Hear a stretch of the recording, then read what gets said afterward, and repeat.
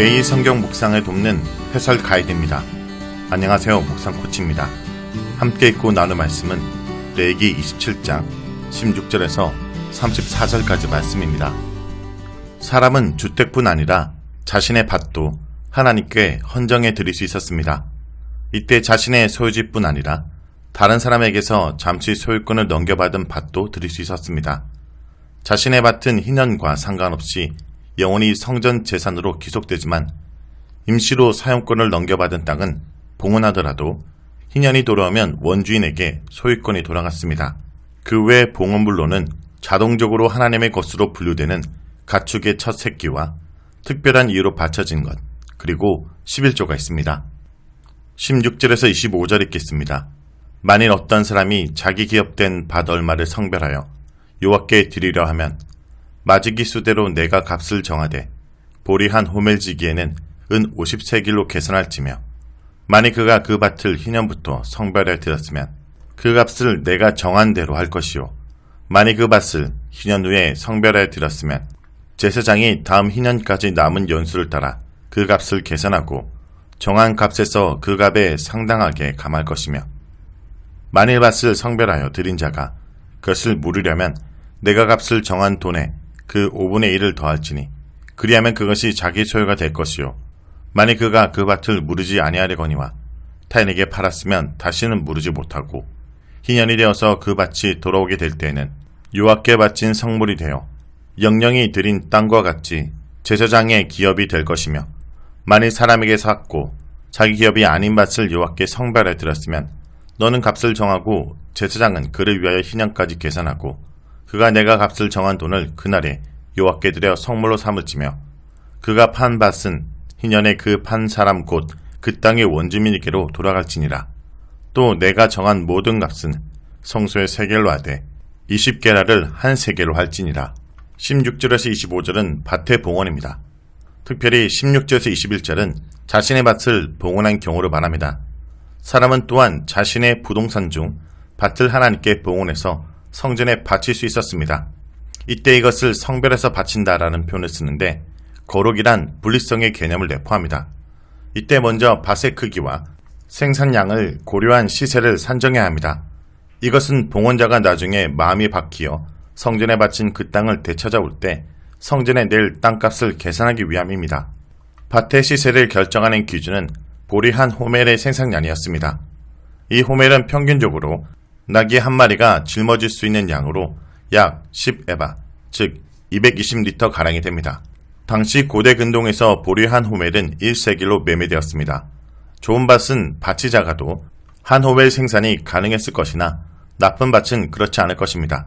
그 기준에 따라 밭 값은 희년 주기인 50년을 적용하여 한 호멜 생산량을 기준으로 최대 50세길로 산정됩니다. 만일 밭 주인이 희년이 되기 전에 밭을 무르고 싶다면 희년까지 몇 년이 남았는지 계산한 뒤 그 상정액에 20%를 추가로 지불해야 했습니다. 일단 밭을 바친 뒤에 원주민의 마음이 바뀔 수 있습니다. 이때 그가 그 밭을 무르고 싶다면 희년이 돌아오기 전에 서둘러 밭값을 마련하여 성전에 지불해야 됩니다. 그러나 그는 원가의 20%를 더하여 찾아올 각오를 해야 합니다. 만일 밭을 무르지 못한 채 희년을 맞으면 자동적으로 그 밭은 영원히 성전 소유가 됩니다. 반면에 만일 그가 그 밭을 다른 사람에게 팔아 넘겼다면 역시 그는 영원히 그 밭을 물을 기회를 있습니다. 성전에 자신이 바친 밭을 다른 사람에게 파는 정황은 잘 이해가 가지 않으나 아마도 성전으로 소유가 넘어갔어도 경작은 계속해서 그 봉헌자의 몫이었을 것으로 추론됩니다. 경작을 통해 얻은 수익은 성소의 그 밭 값을 계속 지불하고 남은 차액에서 이익을 얻습니다. 그러나 본인이 더 이상 농사가 어려워질 경우 다른 사람에게 매매하여 토지 경작의 책임도 넘깁니다. 이때 그 토지는 더 이상 물을 수 없으며 희년에 자동적으로 영구히 성소에 기속됩니다. 22절에서 25절은 타인의 밭을 봉헌한 경우입니다. 사람이 다른 사람에게서 밭을 산 뒤에도 그 밭을 성별해서 하나님께 드릴 수 있었습니다. 이때 부동산을 산다라는 개념은 소유권을 완전히 그리고 영원히 넘겨받는다는 의미가 아니라 일시적인 사용권을 넘겨받는다는 뜻입니다. 그러나 그런 밭은 영원히 성전의 재산으로 봉헌될 수는 없습니다. 따라서 그 밭의 가치를 계산하되 희년을 기준으로 총 생산량을 계산하여 시가를 결정했습니다. 희년까지 남은 횟수를 따라 그 값이 매겨졌습니다. 그 돈은 여호와께 바치는 방식으로 그런 밭이 하나님께 헌정됩니다. 그 밭은 영구히 성소의 것이 될 수 없으며 희년이 되면 다시 원주인에게 돌아갑니다. 이 모든 가격 산정은 성소의 세겔이 기준이며 일반 시중 세겔의 경우 한 세겔은 약 12g, 20게라의 무게였습니다. 따라서 1게라는 약 0.5g입니다. 하지만 성소의 세겔은 이보다 약간 더 무거웠을 것으로 추론합니다. 26절에서 34절 읽겠습니다. 오직 가축 중에 처음 난 것은 여호와께 드릴 첫 것이라. 소나 양은 여호와의 것이니 누구든지 그것으로 성별해 드리지 못할 것이며 만일 부정한 짐승이면 내가 정한 값에 그 5분의 1을 더하여 물을 것이요 만일 무르지 아니하려면 내가 정한 값대로 팔을지니라. 어떤 사람이 자기 소유 중에서 오직 여호와께 온전히 바친 모든 것은 사람이든지 가축이든지 기업에 바치든지 팔지도 못하고 무르지도 못하나니 바친 것은 다 여호와께 지극히 거룩함이며 온전히 바쳐진 그 사람은 다시 무르지 못하나니 반드시 죽을지니라. 그리고 그 땅의 10분의 1 곧 그 땅의 곡식이나 나무의 열매는 그 10분의 1은 여호와의 것이니 여호와의 성물이라.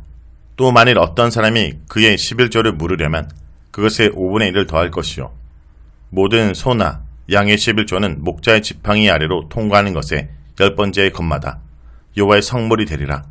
그 우열을 가리거나 바꾸거나 하지 말라. 바꾸면 둘 다 거룩하리니 무르지 못하리라. 이것은 여호와께서 시내산에서 이스라엘 자손을 위하여 모세에게 명령하신 계명이니라. 26절에서 34절은 기타 봉헌문들 첫 새끼와 헤렙 11조에 관한 내용입니다. 이어서 가축의 초태생의 봉헌 규정과 헤렘 그리고 11조 봉헌에 대한 규정이 마련됩니다. 모든 가축의 첫 태생은 처음부터 하나님의 것이므로 이것을 성별해서 드릴 필요는 없었습니다. 소, 양, 염소의 첫 새끼는 자동적으로 하나님께 봉헌물로 성전에 들어졌습니다. 그러나 부정한 가축들은 성전에 바치기 부적합하므로 값을 계산해서 돈으로 환산해서 바쳤습니다. 그런데 27절의 부정한 짐승은 11절의 부정한 짐승과 어떻게 구별될까요? 11절의 부정한 가축을 27절은 부정한 가축의 새끼를 지시하는 것으로 볼 수 있습니다. 출애굽기의 법에 의하면 나귀와 같은 부정한 가축의 새끼는 어린 양으로 대속해야 했고 그렇지 않으면 목을 꺾어서 죽여야 했습니다. 여기서는 만일 그 부정한 가축을 소원의 예물로 바치지 않고 물으려면 원가의 20%를 더한 값을 지불해야 한다고 말합니다. 만일 무르지 않고 바친다면 정해진 값을 받고 판 다음 그 돈을 성소에 바쳐야 했습니다. 출애굽기의 법과 레위기의 법은 모순되기보다는 상호 보완적인 것으로 보입니다. 예를 들어 나귀의 첫 새끼를 대신해서 양을 바치거나 양을 아끼고 싶다면 그 새끼 나귀의 목을 꺾어 죽여서 하나님께 바치면 되었을 것입니다. 이때 이것을 제단에 태운다는 의미는 아닙니다. 혹은 양을 바치는 대신 나귀를 필요로 하는 이웃에게 그 새끼 나귀를 판 다음 그 돈을 성소에 바치는 것도 허용되었을 것입니다. 만일 본인 생활에 나귀가 더 필요해서 간직하고 싶다면 그것을 물으기 위해서 20%를 더한 값을 성소에 바쳐야 했습니다. 27절에서 28절은 소위 헤렘법입니다. 헤렘은 문자적으로 하나님께 전적으로 바쳐진 것을 의미하며 인간은 그것의 일부를 취할 수 없고 제사장들도 그것을 사용할 수 없습니다. 예를 들어 어떤 사람이 하나님께 특별한 감사의 표시로 자신의 소유의 일부를 헤렘으로 바칠 수 있었습니다. 그것은 여호와께 온전히 바쳐진 것으로 사람일 수도 있고 혹은 가축이나 토지일 수도 있습니다. 그렇게 헤렘으로 바쳐지면 팔지도 무르지도 못하고 전적으로 여호와께 바치는 지극히 거룩한 성물이 되어 그것은 종신토록 성전을 위해서 사용됩니다. 29절에서 온전히 바쳐진 사람은 무르지 못하니 죽이라 라는 것은 전쟁 중에 헤렘을 가리킵니다. 만일 전쟁 중에 전리품이 헤렘으로 여호와께 바쳐진다면 그것이 사람이든 물건이든 짐승이든 모두 죽이거나 태워서 없애야 합니다. 사람이 헤렘으로 바쳐진 사례들을 살피면 사악한 범죄를 저지르거나 배교 또는 우상숭배에 인한 것들입니다. 30절에서 33절은 마지막으로 11조에 대한 것입니다. 다양한 수확물과 생산물이 11조로 바쳐집니다. 논밭의 추수물, 가수원의 수확물, 가축의 11조는 여호와의 것입니다. 중요하게도 소나 양, 염소의 11조를 고르는 방법이 구체적으로 제시됩니다. 곡식과 과일의 매년 수확물 중 11조를 계산해서 분류하는 것은 쉬웠으나 가축의 경우는 쉽지 않습니다. 여기서 한 가지 방안이 제시되는데 목자의 지팡이 아래로 가축이 지나가게 해서 매번 10번째 것이 선택됩니다. 그러나 이런 가축의 11조가 매년 주기로 받쳐지는지는 정확히 알 수 없습니다. 이때 탄심에 사로잡혀 11조 가축을 바꿔치기 하면 안 됩니다. 예를 들어 11조로 선택된 가축이 매우 기름지고 우량해 보여 다음 가축과 순서를 바꾸거나 자리를 바꾸면 안 됩니다. 만약 그렇게 한다면 두 가축 모두 하나님께 바쳐야 하며 물을 방법이 없습니다.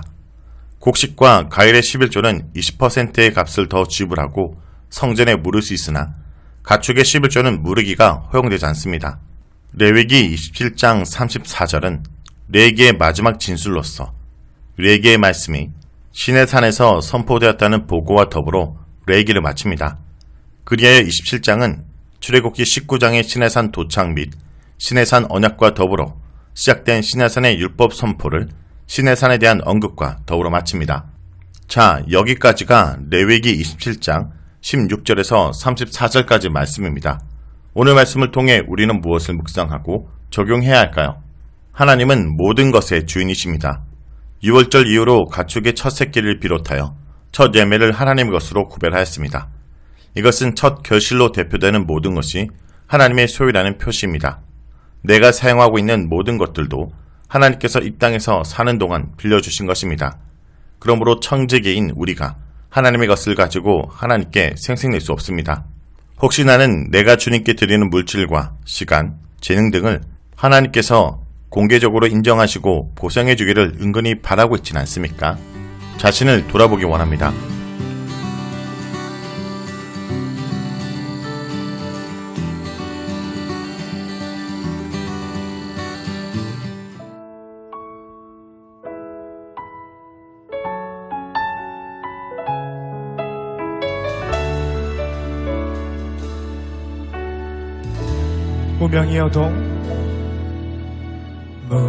무명이어도 공허하지 않은 것은 예수 안에 난 만족함이라. 가난하여도 부족하지 않은 것은 예수 안에 오직 나는 부요함이라. 고난 중에도 견뎌낼 수 있는 것은 주의 계획 믿기 때문이라. 실패하여도 일어설 수 있는 것은 바로 예수 안에 오직 나는 승리함이라. 난 예수로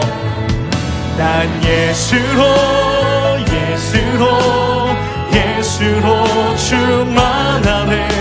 난 예수로 충만하네. 난 예수로 충만하네. 영원한 왕 내 안에 살아계시네. 내 몸이 약해도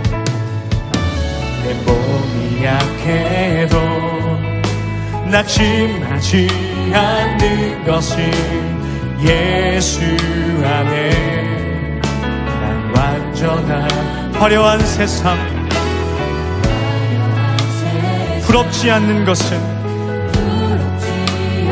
난 예수로 아멘. 충만함이라. 난 예수로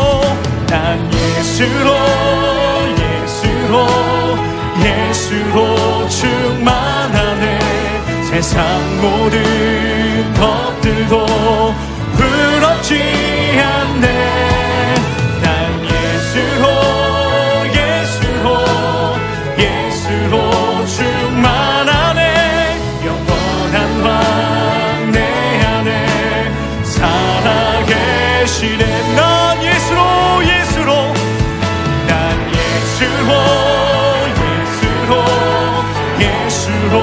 충만하네. 세상 모든 것들도 두렵지 않네. 난 예수로 충만하네. 영원한 왕 내 안에 살아계신 난 예수로 난 예수로 충만하네. 세상 모든 것들도 부럽지 않네. 난 예수로 충만하네. 영원한 왕 내 안에 살아계 난 예수로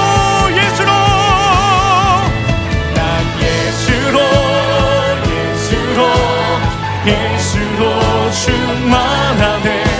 세상 모든 풍파도 두렵지 않네. 난 예수로 이 시간 함께 기도하며 나가길 원합니다.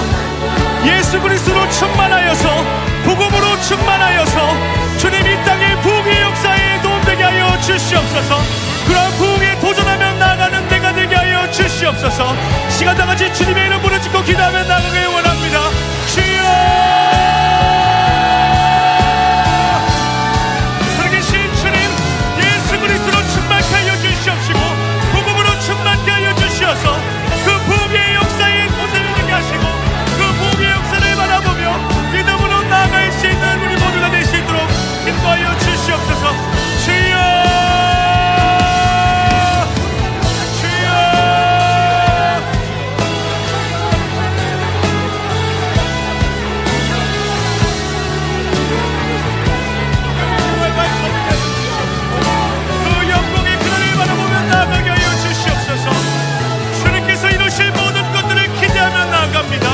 주님께서 우리 삶 가운데 일하심을 찬양합니다.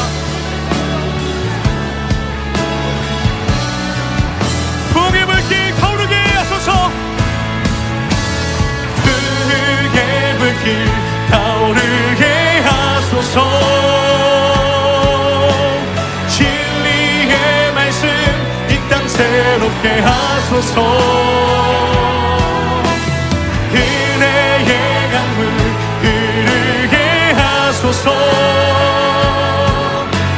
성령의 바람 이제 불어와.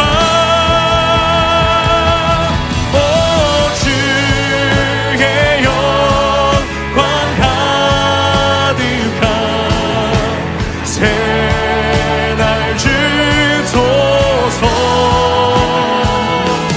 오 주님 나라 이 땅에 임하소서. 이 땅의 황무함을 보소서.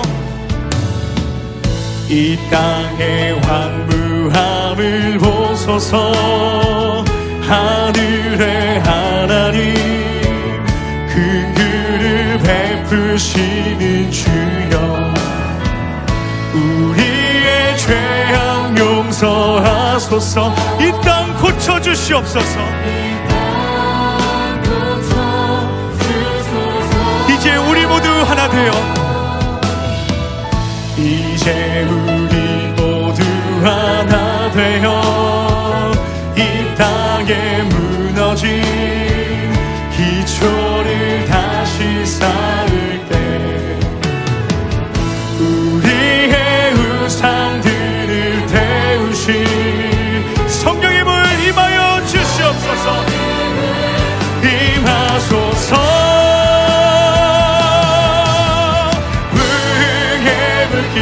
타오르게 하소서. 진리의 말씀 이 땅 새롭게 하소서.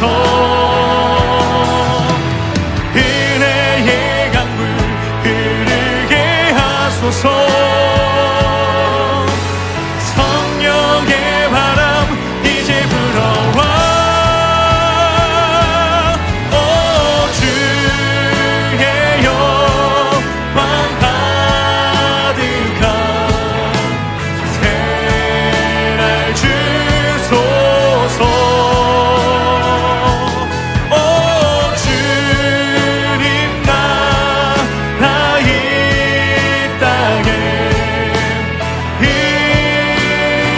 우리 다시 한번 처음부터 고백하며 나아갑시다. 이 땅의 황무함을 보소서. 이 땅의 황무함을 보소서. 하늘의 하나님, 긍휼을 베푸시는 주님, 우리의 죄악을 용서하여 주시옵소서. 주님께서 이 땅 고쳐 주시옵소서.